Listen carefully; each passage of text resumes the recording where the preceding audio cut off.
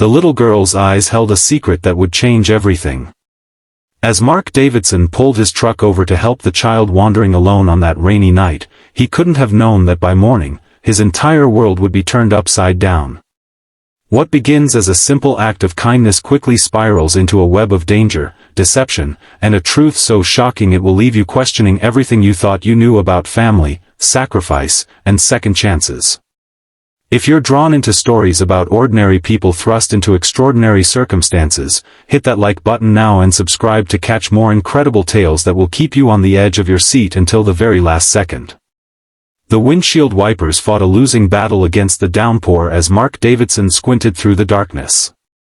His 12-hour shift at the construction site had left every muscle in his body aching, but the thought of his son Jamie waiting at his sister's house kept him pushing forward through the storm. That's when he saw her, a small figure in a yellow raincoat, no more than 7 years old, wandering along the shoulder of the rural highway. Mark slammed on his brakes, the truck skidding slightly on the wet asphalt. "Jesus Christ," he muttered, pulling over and flipping on his hazards. The child didn't run when he approached, just looked up at him with wide, intelligent eyes that seemed too old for her face. Her dark hair was plastered to her cheeks, and despite the raincoat, she was soaked through. "Hey there," Mark said, crouching down to her level. "Are you lost? Where are your parents?" The girl clutched something tightly in her small fist. "I need to hide," she whispered, her voice barely audible over the rain. "They're coming." Mark glanced around at the empty highway stretching in both directions. "Who's coming? Did someone hurt you?" She shook her head vigorously. "Not yet. But they will." A chill that had nothing to do with the rain ran down Mark's spine. In the 4 years since his wife's death, he'd learned to trust his instincts when it came to protecting children. Something was very wrong here. "I'm Mark," he said gently. "I have a little boy about your age. I promise I won't let anyone hurt you. Can you tell me your name?" The girl hesitated, then whispered, "Lily." "Okay, Lily. Let's get you somewhere warm and safe, and then we can figure this out. Is that all right?" After a moment's consideration, she nodded, and Mark led her to his truck, helping her climb into the passenger seat. As he buckled her in, he noticed her expensive shoes beneath the muddy raincoat, not the kind you'd find at a department store. "My sister's house is just a few miles from here," Mark explained as he started the engine. "She's really nice, and my son Jamie is there. We'll get you dry clothes and something hot to drink." Lily remained silent, staring straight ahead, her small hand still clenched around whatever she was holding. "Is there someone we should call? Your mom or dad must be worried sick." "No phones," Lily said sharply, then added in a softer voice, "Please." Mark's concern deepened, but he nodded. "Okay, no phones for now. But soon we'll need to let someone know you're safe." As they drove through the storm, Mark kept glancing at the rearview mirror, half expecting to see headlights following them. But the road behind remained empty and dark. Sarah Davidson's cozy farmhouse came into view, golden light spilling from the windows. Mark had moved in with his sister temporarily after losing his job at the architectural firm following his wife's death. The construction work wasn't what he'd trained for, but it paid the bills while he got back on his feet. Uncle Mark. 8-year-old Jamie came barreling out the front door as soon as the truck pulled up, followed by Sarah with an umbrella. "Jamie, get back inside. You'll catch your death." Sarah called, but her reprimand lacked conviction. She knew how much Jamie missed his father during these long shifts. Mark stepped out of the truck and caught Jamie in a bear hug before turning to help Lily down. Sarah's eyebrows shot up at the sight of the small girl. "Mark?" The question in her voice was clear. "Found her walking alone on Highway 16, Mark explained quietly. "Says her name is Lily. She's scared of something, or someone." Sarah's expression shifted immediately from confusion to concern. As a social worker, she'd seen more than her share of children in troubling situations. "Hello, Lily," she said warmly. "Let's get you inside and into some dry clothes." Jamie peered curiously at the newcomer. "Hi. I'm Jamie. Do you like Legos?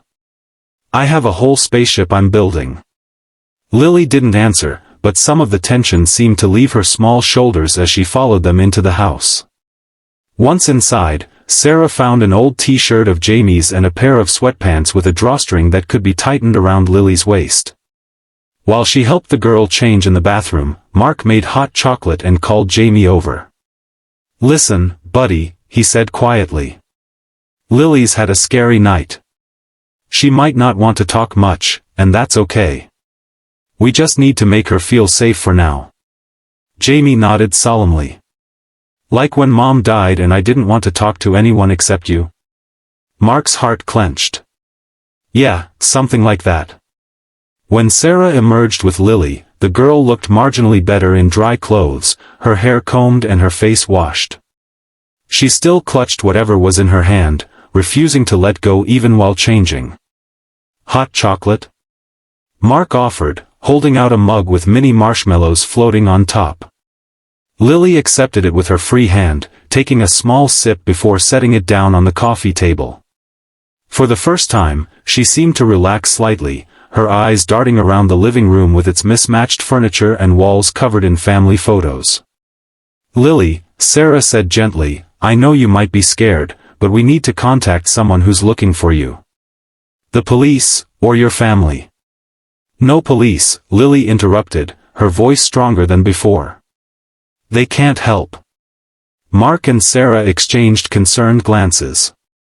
"Who are you afraid of, sweetheart?" Sarah asked. Lily's eyes filled with tears. "I can't tell you. They'll hurt my mom if I do." Mark felt a cold knot form in his stomach. This wasn't just a case of a child wandering off.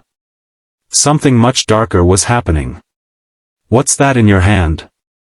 Jamie asked suddenly, pointing to Lily's still clenched fist. To everyone's surprise, Lily slowly opened her palm, revealing a small USB drive.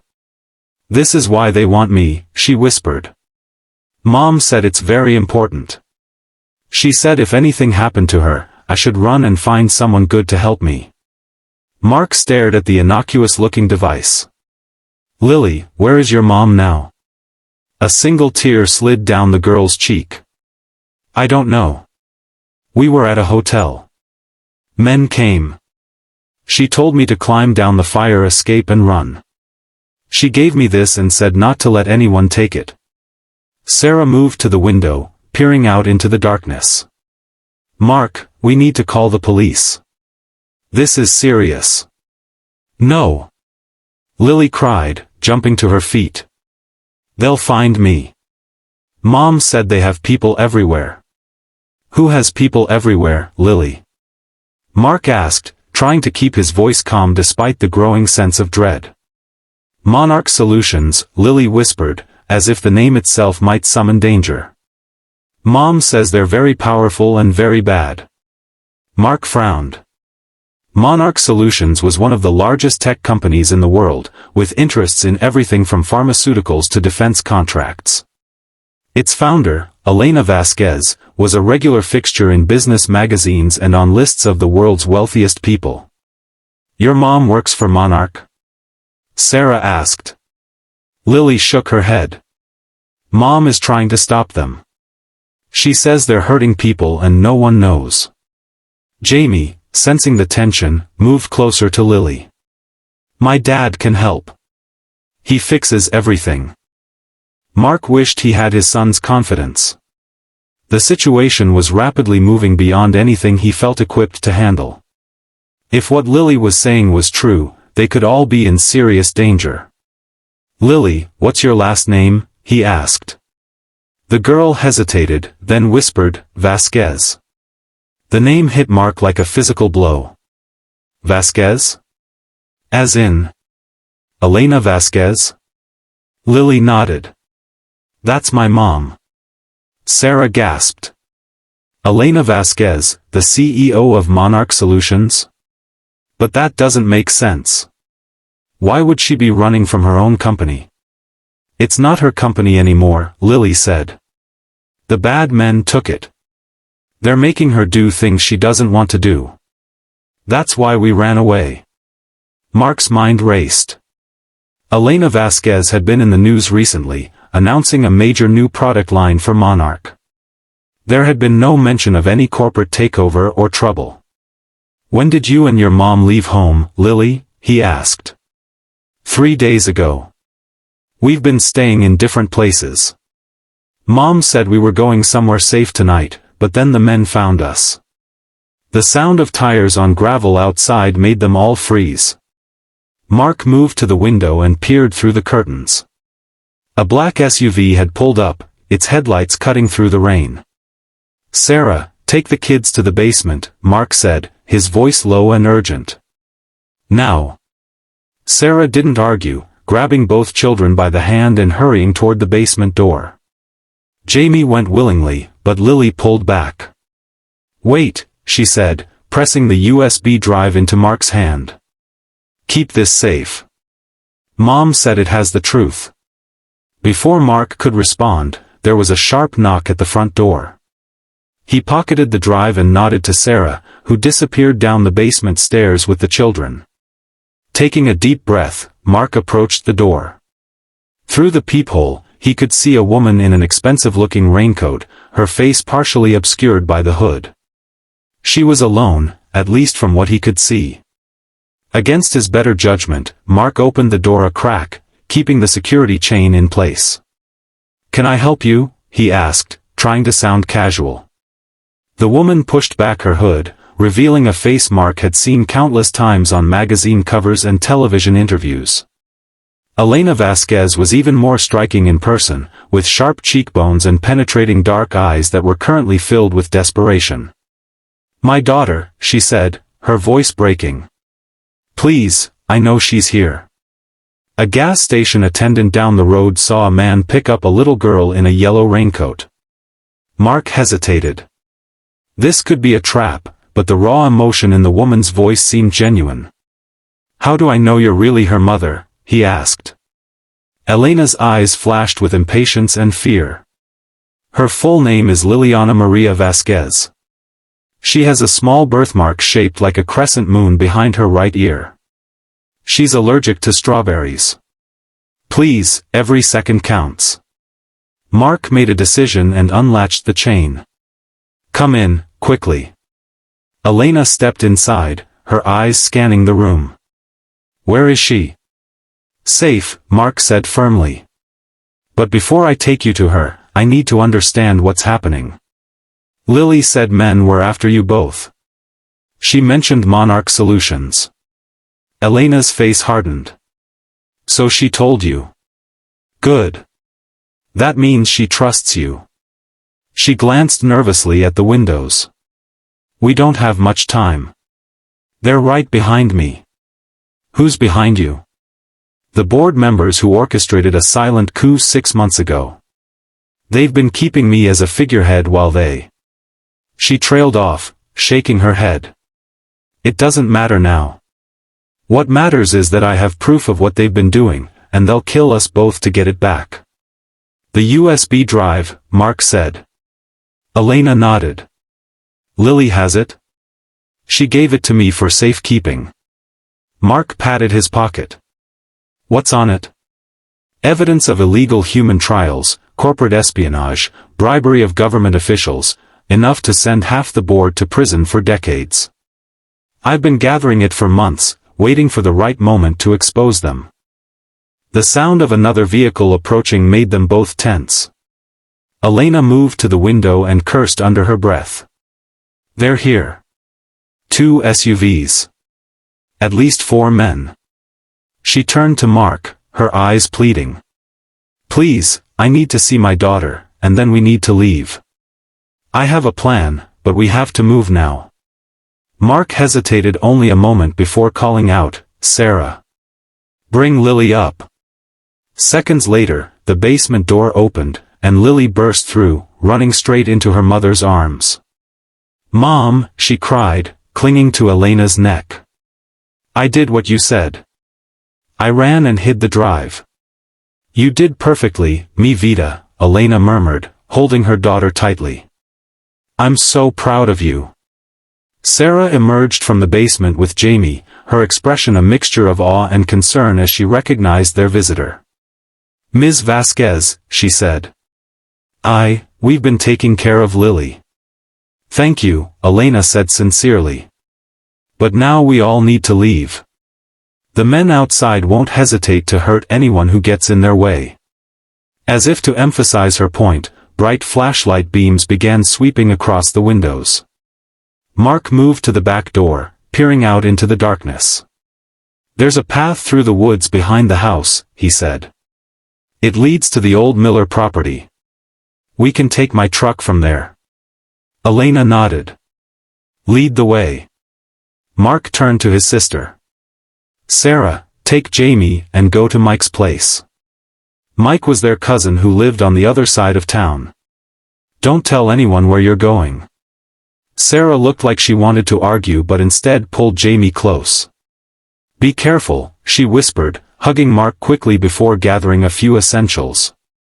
As they prepared to split up, a loud bang came from the front door.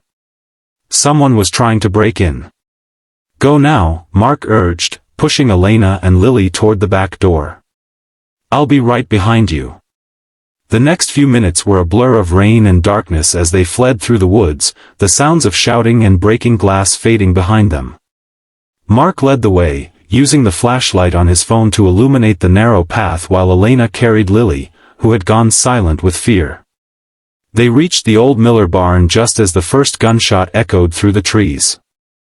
Mark's heart hammered in his chest as he fumbled with the keys to his truck, which he'd left parked behind the barn earlier that week while helping the elderly Mr. Miller with some repairs.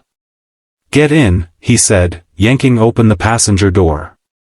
Elena climbed in with Lily on her lap, and Mark started the engine, praying it wouldn't fail him now. As they pulled away, headlights appeared on the road ahead. Mark quickly killed his own lights and veered onto a side road, his knuckles white on the steering wheel. They've blocked the main road, Elena said, her voice tight. Is there another way out? Mark nodded. There's an old logging road that connects to Highway 9. It's rough, but the truck can handle it. For the next 20 minutes, they bounced along the overgrown track, every jolt making Mark wince as the truck's suspension protested. Lily had fallen into an exhausted sleep against her mother's chest, while Elena remained vigilant, constantly checking the mirrors for signs of pursuit. Why did you stop at that gas station? Mark asked, breaking the tense silence. If you knew they were following you? Elena sighed. I didn't. I thought we'd lost them in Portland. I needed to use the bathroom and get some food for Lily. She stroked her daughter's hair. It was a mistake. One that nearly cost us everything. Where were you headed? Canada. I have contacts there who can help us disappear until the evidence can be safely released to the authorities. Mark processed this information as they finally reached Highway 9, merging onto the empty road with relief. And now? He asked. Elena looked at him, really looked at him for the first time. Now I need to ask for your help one more time. We need a place to stay tonight, somewhere they won't look for us. Tomorrow I can contact my allies, but tonight we need to disappear. Mark thought of his sister and son, hoping they'd made it safely to Mike's. He thought of his job, his life, and how completely it had been upended in the span of a few hours.